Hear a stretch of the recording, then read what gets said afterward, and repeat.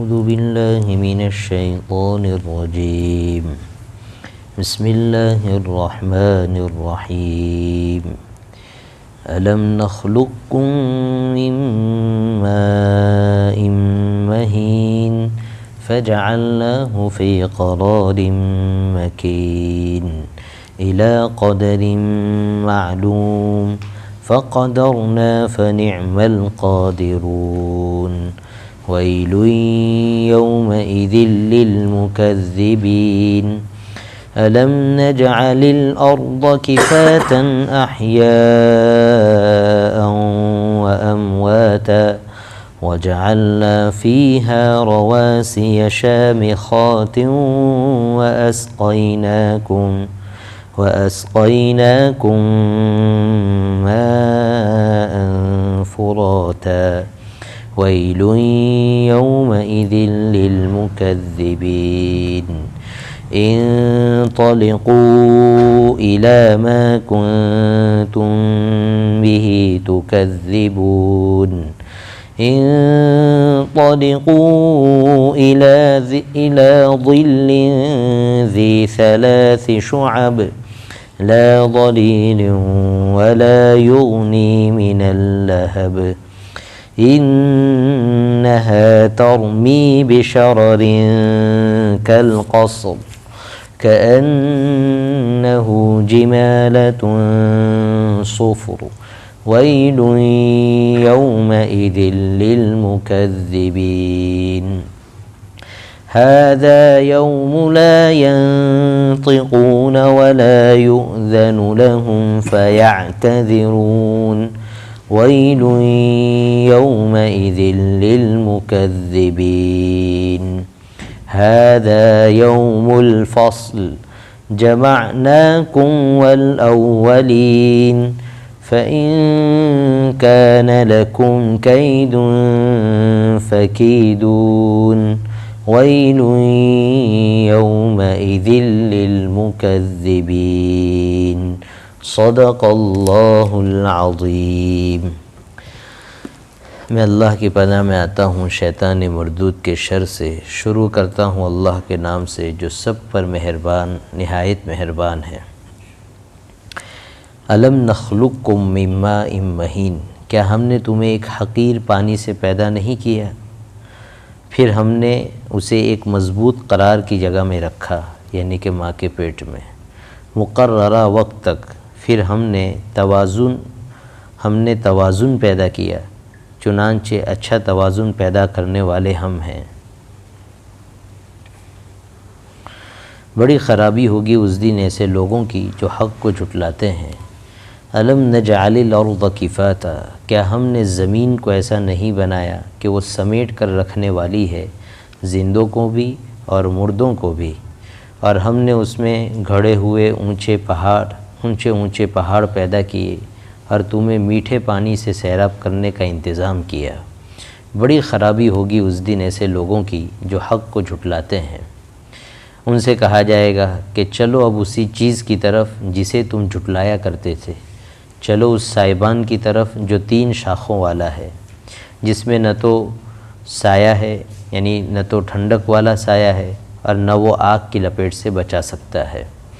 وہ آگ تو محل جیسے بڑے بڑے شعلے پھینکیں گی، ایسا لگے گا جیسے وہ زرد رنگ کے اونٹ ہو۔ بڑی خرابی ہوگی اس دن ایسے لوگوں کی جو حق کو جھٹلانے والے ہیں۔ یہ ایسا دن ہے جس میں یہ لوگ بول نہیں سکیں گے اور نہ انہیں اس بات کی اجازت ہوگی کہ وہ کوئی عذر پیش کر سکیں۔ بڑی خرابی ہوگی اس دن ایسے لوگوں کی جو حق کو جھٹلاتے ہیں۔ ھذا یوم الفصل، یہ فیصلے کا دن ہے۔ ہم نے تمہیں اور پچھلے لوگوں کو اکٹھا کر لیا ہے۔ اب اگر تمہارے پاس کوئی داؤ ہے تو مجھ پر داؤ چلاؤ۔ بڑی خرابی ہوگی اس دن ایسے لوگوں کی جو حق کو جھٹلاتے ہیں۔ الحمدللہ، اللہ کے فضل و کرم سے ہماری سورہ مرسلات کی تفسیر جاری ہے اور 19 آیتوں کی تفسیر ہو گئی، جس کا مضمون یہ ہے کہ مکہ والے جو قیامت کو جھٹلاتے تھے تو اللہ تعالیٰ نے فرمایا کہ جو بار بار پوچھتے رہتے ہیں کہ قیامت کب آئے گی کب آئے گی، تو ان کو بتاؤ کہ اللہ جب کسی نظام کو لانا چاہتا ہے تو اس کے اسباب بھی پیدا کر دیتا ہے۔ جیسے اللہ بارش کروانا چاہتا ہے تو اللہ ہی ہوا چلا دیتا ہے اور اللہ ہی بادل لے آتا ہے، اور وہ بادل جو ہے برس جاتے ہیں، اور اللہ ہی پھر ہواؤں کے ذریعے ان کو واپس بادلوں کو منتشر کر دیتا ہے اور واپس الگ الگ کر دیتا ہے۔ اسی طرح جب اللہ چاہے گا کہ قیامت آ جائے تو اللہ ہی اس کے اسباب پیدا کر دے گا، اور اس کے اسباب یہ ہے کہ ستاروں کو بے نور کر دے گا، آسمان جو ہے وہ چیر دیا جائے گا، کشادہ کر دیا جائے گا، اور جو ہے پہاڑ وغیرہ وہ رون کی اوئی کی طرح اڑنے لگیں گے، اور اللہ تعالیٰ اس دنیا کے ظاہری نظام کو ختم کر دیں گے، اور پھر اللہ تعالیٰ قیامت برپا کر دیں گے۔ پھر اللہ نے ان سے یہ فرمایا الم نہلک الاولین، کہ یہ تو آخرت کا عذاب ہے اور وہاں تو پکڑ پکی ہے، لیکن دنیا میں بھی یہ غور کرنا چاہیے کہ جو لوگ اللہ کے دین کو جھٹلاتے ہیں تو اللہ دنیا میں بھی ان کی پکڑ کرتے ہیں، اور اس کا ایگزامپل دیکھنا ہے تو اللہ کہتے ہیں دیکھو پہلے والوں کو ہم نے ہلاک کیا ہے، یعنی قوم عاد کو، قوم ثمود کو، قوم فرعون کو، سب کو ہم نے ہلاک کیا ہے۔ ثم نتبعہم الآخرین، ثم نتبعہم الآخرین، اور یہ جو پیچھے ہیں مطلب یہ جو مکہ والے ہیں یہ نہیں مانتے ہیں تو ہم ان کو بھی ہلاک کر دیں گے، کوئی ہمارے لیے بڑی بات نہیں ہے۔ یہ ایک دھمکی تھی، لیکن یہ مکہ والے نہیں مانے، تو بعد میں اللہ نے غزوہ بدر میں، کہاں پر؟ غزوہ بدر میں ان کی سرداری ختم کر دی، اور پورے 70 بڑے بڑے جتنے سر تھے ان کے مکہ کے سب قلم کر دیے گئے۔ حالانکہ غزوہ بدر میں مسلمانوں کی ایسی چاہت تھی کہ ہم نہیں لڑیں، یعنی کہ وہ لوگ وہ مال والا جو قافلہ تھا نا وہ وہاں ہاتھ ڈالنا چاہ رہے تھے۔ اللہ فرماتے ہیں کہ ہم نے تمہیں یہاں کھڑا کر دیا ہے، کن کے سامنے؟ جنگجو قافلہ جو آیا تھا لڑنے کے لیے، ان کے ساتھ ٹکرا دیا ہے، صرف یہ بتلانے کے لیے کہ اللہ جب حق کو غالب کرنا چاہتا ہے تو بڑی سے بڑی طاقت سامنے آ جائے اللہ اس کو ختم کر دیتے ہیں۔ بہرحال پھر اللہ تعالیٰ واپس یہ بات سمجھا رہے ہیں کہ یہ جو تمہیں شبہ ہو رہا ہے کہ ہم مرنے کے بعد دوبارہ کیسے زندہ ہوں گے، تو اللہ کہہ رہے ہیں ابھی جو پیدا ہو اسی پہ غور کر لو۔ تم ایک منی کا نطفہ جس سے انسان خود اپنے نطفے سے نفرت کرتا ہے، اتنے ذلیل اور اتنے کمتر نطفے سے اتنی بڑی مخلوق بنا دینا کہ جو اس کائنات میں پوری جو ہے جس طرح چاہے تصرف کرے، اور اس کائنات کو جس طرح چاہے اس طرح یوز کرتی پھرے۔ دنیا میں دیکھتے نہیں انسان سے بڑھ کر کوئی مخلوق ہے، تو پوری دنیا کو کنٹرول کر کے گھوم رہی ہے، تو اللہ کہہ رہے ہم نے تو بنایا ہے، اس سے بغیر کسی نمونے کے، بغیر کسی مشینری کے ہم پانی کے نطفے سے ایک چلتا پھرتا اور ایسا جاندار انسان بنا دیتے ہیں۔ اس کی باڈی کا نظام جو فلیکسیبل نظام اللہ نے ہمیں دیا ہے، کہہ رہے ہیں کہ اس میں غور کرو گے تو ہماری قدرت نظر آ جائے گی، اور تمہیں یہ بات سمجھ میں آ جائے گی کہ اللہ کے لیے دوبارہ پیدا کرنا مشکل نہیں۔ پھر اللہ اور نعمتوں کو گناتے ہوئے فرماتے ہیں الم نجعل الارض کفاتا، جس زمین پر رہتے ہو ذرا اس میں غور کرو، اس میں غور کرو گے تو ایک تو نعمت کا احساس ہوگا، اور یہ بھی سمجھ میں آئے گا کہ اللہ کے لیے ہمیں دوبارہ پیدا کرنا مشکل نہیں ہے۔ کئی زمین کو دیکھو،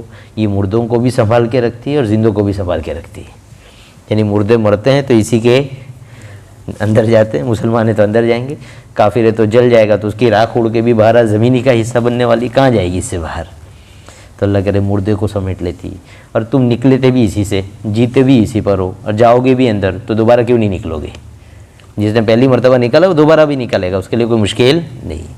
اور یہ انسانوں کے لیے نعمت ہے کہ مردوں کو زمین اپنے پیٹ میں سنبھال کے رکھتی ہے۔ اللہ کہہ رہے ہیں اگر ہم ایسا نظام نہ بناتے تو تم رہتے کہاں؟ تمہارے مردے سنبھالتے تم یا تم رہتے؟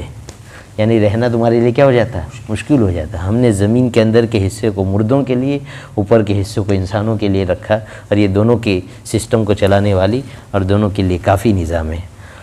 وَجَعَلْنَا فِيهَا رَوَاسِيَ شَامِخَاتٍ وَأَسْقَيْنَاكُم مَاءً فُرَاتًا، کہہ رہے اسی زمین میں ہم نے اونچے اونچے مضبوط پہاڑ رکھے ہیں، یعنی ان پہاڑوں میں تمہارے لیے زندگی کی بہت ساری ضرورت کی چیزیں ہیں، کانیں بڑی بڑی نکلتی ہیں، ہماری دنیا کا روزگار چلتا ہے اس سے۔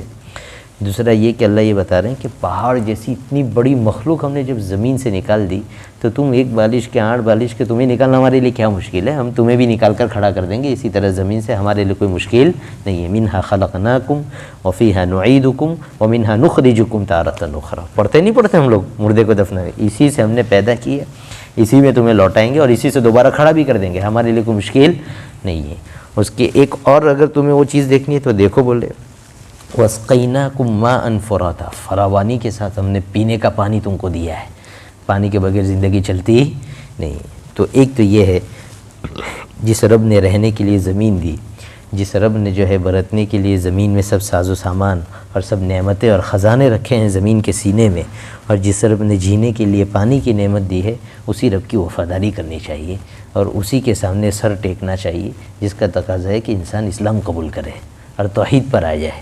دوسرا اللہ یہ بتا رہے ہیں کہ یہ جو پانی ہے، میں اسی میں غور کرو، یہ پانی ہی تو ہے جس سے ہم نے پوری کائنات کی مخلوقات کو بنایا ہے۔ وَجَعَلْنَا مِنَ الْمَاءِ كُلَّ شَيْءٍ حَيٍّ، دنیا کی ہر چیز کو ہم نے پانی سے بنایا ہے، یہ اللہ فرما رہے ہیں قرآن میں۔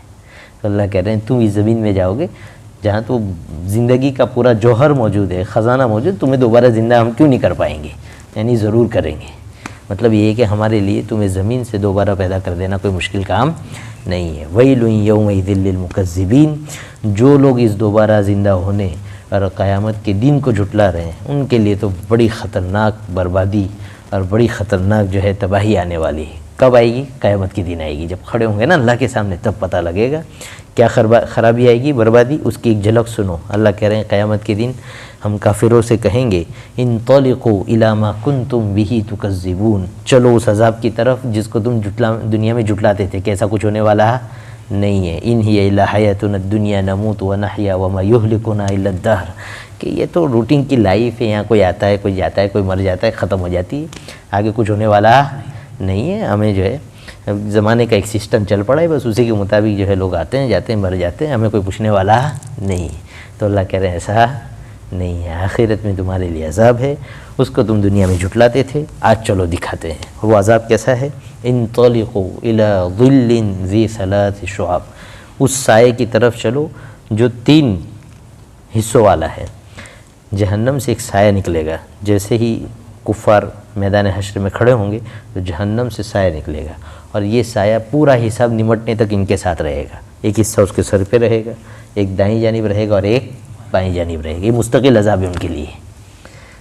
اتنا جیسے ایمان والے وہ آتا ہے نا، سبعۃ یظلھم اللہ یوم لا ظل الا ظلہ، کہ 7 کیٹیگری کے لوگ ہوں گے جو اللہ کے عرش کے سائے میں ہوں گے۔ تو جس طرح ایمان والے اللہ کے عرش کے سائے میں ہوں گے، کافر کہاں ہوں گے؟ کافر یہ جہنم کے سائے میں ہوں گے۔ اور کہہ رہے ہیں یہ کوئی ان کے لیے سہولت پیدا نہیں کی ہم نے کہ کوئی جو ہے ان کو دقت نہ ہو، تکلیف نہ ہو۔ قرآن کہہ رہا ہے لا ظلیل ولا یغنی من اللہب، یہ جو سایہ ہے یہ حقیقت میں سایہ وایا نہیں ہوگا کہ اس سے کوئی ٹھنڈک پہنچ رہی ہے یا جو ہے گرمی سے بچا لے گا، ایسا کوئی سایہ نہیں ہے، یہ تو جہنم کا سایہ ہوگا۔ انہا ترمی بشرر کالقصر، کہہ رہے ہیں اس سے ایسے شعلے نکلیں گے نا، جیسے آگ میں سے شعلہ نکلتا ہے نا، تو جیسے ہی باہر نکلے گا تو بڑی کوانٹٹی میں اس کی جو حجم ہوگا جسم بڑا ہوگا، پھر وہ واپس پھٹے گا تو چھوٹا چھوٹا ہو جائے گا۔ تو کہہ رہے جیسے ہی آگ سے نکلے گا تب تو اتنا بڑا شعلہ نکلے گا جس سے بڑا محل ہوتا ہے عالیشان، اور پھر وہ چنگاری جو آگ سے نکلی وہ جب ٹوٹے گی تو وہ ٹوٹ کر بھی جب چھوٹے چھوٹے اس کے ٹکڑے ہوں گے، پارٹس ہوں گے، تو وہ بھی بڑے اونٹ کی طرح ہوں گے۔ کس کی طرح؟ بڑے اونٹ کی طرح۔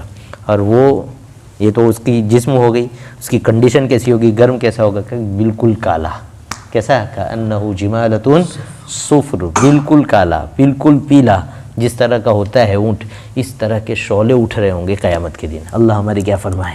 حفاظت فرمائے۔ بہت ڈینجر معاملہ۔ جہنم کو پیش کریں گے نا، سب ایمان والے کیا، کافر کیا، سب امتیں، وتری کل امۃ جاثیہ، سب یہ گھٹنوں کے بل یوں گر جائیں گے، ہر کوئی، اور ہر کوئی یہ کہے گا یا ربی نفسی نفسی، کہ اللہ میں بچا لے اس سے۔ ایسے شعلے اٹھ رہے ہوں گے، بڑا زبردست عذاب ہے، اپنے بس کا نہیں ہے، بس اللہ حفاظت فرمائے۔ اس لیے آدمی کو بہت اہتمام سے حضور نے دعائیں سکھائی ہے۔ نماز کے بعد آدمی 3 مرتبہ جہنم سے حفاظت مانگے، 3 مرتبہ قبر کے عذاب سے حفاظت مانگے، اس لیے کہ نارمل جگہ نہیں ہے۔ اللہ حفاظت فرمائے۔ ھذا یوم لا ینطقون، قرآن کہہ رہا ہے یہ تو عذاب ہوا، اور وہاں خوف، اللہ کا جلال کتنا ڈینجر ہوگا۔ کہہ رہے ہیں ھذا یوم لا ینطقون، آج وہ دن ہے جو کوئی بول پائے گا نہیں۔ ولا یؤذن لهم فیعتذرون، اپنی طرف سے تو بول پائے گا ہی نہیں، لیکن سرکاری اجازت بھی نہیں ہوگی کہ اب تم کوئی معذرت پیش کرو کہ ہم سے ایکچولی ایسا ہو گیا تھا، ہم یہ سمجھے تھے، وہ کچھ بھی نہیں۔ اللہ کہہ رہے ہیں جتنا سمجھانا تھا ہم کہاں سمجھا چکے، دنیا میں سمجھا چکے، یہاں تو بدلے کا دن ہے، توبہ کا دن نہیں ہے۔ معذرت تو پیش کرتا ہے آدمی توبہ کرنے کے لیے نا، کہ مجھے یہ اصل میں کنفیوژن تھا، یہ تھا، کچھ بھی نہیں۔ ولا یؤذن لهم فیان، یہاں تو عذاب، یہاں کیا ملے گا؟ عذاب ملے گا، اللہ حفاظت فرمائے۔ ویل یومئذ للمکذبین، اللہ تعالیٰ فرماتے ہیں اس دن یعنی قیامت کے دن جھٹلانے والوں کے لیے بڑی ہلاکت ہوگی۔ ھذا یوم الفصل، اللہ وہاں کہیں گے کہ یہ ہے فیصلے کا دن، دنیا میں تو بہت ناشتے تھے، بہت بڑے بول تھے تمہارے، یہ ہے فیصلے کا دن، جمعناکم والاولین، ہم تمہیں بھی لے آئے پہلے والوں کو بھی لے آئے، مطلب حضرت آدم سے لے کر قیامت تک جتنے سب کو سامنے کھڑا کر دے گا اللہ، اور پھر ان سے کہے گا فَإِن كَانَ لَكُمْ كَيْدٌ فَكِيدُونَ، اب کوئی داؤ پیچ ہے تمہارا، کوئی چال چل سکتے ہو تو چلو میں انتظار کروں، دیکھتا ہوں کون سی چال سے میرے عذاب سے بچ سکتے ہو تو بچ کے دکھا دو، اور کسی کے بس کا نہیں ہے۔ وہاں تو کافر یہی کہے گا کہ ان ربنا ابصرنا وسمعنا فرجعنا نعمل صالحا انا مؤمنون، اس کے علاوہ اس سے زائد کوئی امید آخرت انسان کو نہیں ہوگی کہ اس کو ایک مرتبہ پھر سے کہاں بھیجا جائے، دنیا میں بھیجا جائے اور وہ کچھ عمل کر لے، اس سے زائد کوئی نہیں۔ اہل جنت جب جنت میں جا رہے ہوں گے نا تو ان کو بھی اس سے زیادہ کوئی حسرت نہیں ہوگی کہ جب ان کو بالکل لائیو دکھایا جائے گا کہ دیکھو جنت میں جانے سے پہلے کہ دیکھو وہ رہی جنت، ہم نے تم کو اتنی لائف دی تھی اور ہمارا ٹارگٹ یہ تھا کہ ہم تم کو وہاں پہنچائیں گے، لیکن تم فلانا ٹائم جو ہے ضائع کر کے آئے، دنیا میں لگے رہے، ہم کو یاد نہیں کیا، اس لیے اب تم اس ٹارگٹ سے نیچے جا رہے ہو، تم نے یہ کوشش کی تھی ہم تم کو وہاں پہنچا رہے ہیں۔ تو اس وقت آتا ہے لا يتحسر اہل الجنت الا علی ساعۃ لم یذکر اللہ تعالی مرت بہم لم یذکر اللہ تعالی فیہا، کہ جنت والوں کو زندگی کی اس گھڑی پر افسوس ہوگا جو گزر گئے، اس میں انہوں نے اللہ کا ذکر نہیں کیا۔ تو سب سے آسان کام، ہم دکان پر بیٹھے ہیں، گاڑی پر جا رہے ہیں، جی ٹریولنگ میں ہیں یا گھر پر بیٹھے ہیں، کہیں بھی بیٹھے ہیں، سب سے آسان کام ہے ذکر کرنا۔ کیا لوٹ جاتا ہے ہمارا جب ہم زبان سے سبحان اللہ کہہ دیں، کیا لوٹ جاتا ہے اگر زبان سے ہمارے درود شریف جاری ہو، کیا مسئلہ ہے، کوئی مشکل کام نہیں۔ تو آدمی جو ہے ذکر کرتا رہے، یہ سب سے بڑی نعمت ہے۔ ذکر کرنے والے، حضور نے فرمایا تھا سبق المفردون، کہ مفرد لوگ آگے بڑھ گئے۔ صحابہ نے پوچھا یہ کون لوگ ہیں؟ کہا الذاکرون اللہ کثیرا والذاکرات، کہ جو بہت زیادہ اللہ کو یاد کرنے والے مرد اور عورت ہیں، یہ قیامت کے دن بہت آگے بڑھ جائیں گے۔ تو قیامت کو وصول کرنا چاہیے، آدمی کو زندگی کو وصول کرنا چاہیے، ایک ہی مرتبہ آتی ہے، بار بار آتی نہیں ہے۔ ایسا آتا ہے حدیث میں کہ لوگ عالیشان بستروں پر، نرم گدوں پر رہنے والے، لیکن جنت میں اعلیٰ مقام حاصل کریں گے صرف ذکر کی عادت کی وجہ سے۔ کس کی وجہ سے؟ ذکر کی۔ تو سب سے آسان کام جو ہم کر سکتے ہیں ذکر ہے، کوئی کنڈیشن اس میں نہیں ہے، نہ وضو کی ضرورت ہے، نہ قبلے کی ضرورت ہے، نہ مصلی کی ضرورت ہے، کچھ بھی نہیں، آدمی ذکر کریں۔ کون سا ذکر کرنا چاہیے؟ تیسرا کلمہ سب سے زیادہ پڑھنا چاہیے، اس کو بہت، یہ سب ذکر کو اپنے اندر سمیٹ بھی لیتا ہے اور آدمی کو بہت بڑے بڑے مقامات پہنچاتا ہے۔ بازار میں وہ چوتھا پڑھے ورنہ تیسرا کلمہ پڑھتا رہے، سبحان اللہ والحمد للہ ولا الہ الا اللہ واللہ اکبر ولا حول ولا قوۃ الا باللہ العلی العظیم۔ ان میں سے یہ پورے سب کلمے ملا دیے ہیں، ورنہ حدیث میں ہر کلمے کی الگ الگ فضیلتیں ہیں۔ حدیث میں تو یہاں تک آتا ہے سبحان اللہ والحمد للہ تملأ ما بین السماوات والارض، کہ ایک سبحان اللہ بولنے پر آدمی کو اتنا ثواب ملتا ہے، اتنا ملتا ہے کہ اگر اس کو ویژول کیا جائے نا تو وہ پورا آسمان زمین کو بھر دے گا، اتنا ثواب ملتا ہے۔ تو بہرحال آخرت کا وہ موقع ہوگا، کافر بھی حسرت کرے گا اور ایمان والا بھی حسرت۔ کافر اس پر کہ میں واپس لائف مجھے ملے اور میں ایمان لے آؤں، کیا لے آؤں؟ ایمان۔ ان کو تو کہا جائے گا انھا کلمۃ هو قائلھا، یہ تو بکتے ہیں، یہ دنیا میں جا کے واپس کفری کریں گے، ہم ان کو موقع دینے والے نہیں ہے۔ اخسؤ فیھا ولا تکلمون، تم یہاں ذلیل ہوتے پڑے رہو، ہم سے بات کرنے کی اجازت نہیں ہے۔ اللہ ہماری حفاظت فرمائے۔ اور ایمان والے کو یہ ہوگا کہ یار میری جو لائف تھی اس میں کم سے کم کیا کر سکتا تھا؟ ذکر کر سکتا تھا، میں یہ کر کے بھی نہیں آیا۔ اللہ حفاظت فرمائے۔ اور ایمان والے کو جب جنت بھیجیں گے نا تو جنت میں بھی اس کی جگہ بتائیں گے اس کو، تاکہ شکر پیدا ہو۔ اس کو کہیں گے دیکھو یہ رہی، اگر تم یہ کام نہیں کرتے نا تو ہم تم کو وہاں بھیجنے والے تھے، کہاں؟ یہ رہا تمہارا جیل خانہ، لیکن چونکہ تم نے ہماری توفیق سے عمل کر لی ہے اس لیے ہم تم کو کہاں بھیج رہے ہیں؟ جنت میں بھیج رہے ہیں۔ اللہ ہماری حفاظت فرمائے، ہمیں عمل کی توفیق عطا فرمائے۔ اللہ فرما رہے ہیں ویل یومئذ للمکذبین، اس دن قیامت کو جھٹلانے والوں کی بڑی خرابی ہوگی۔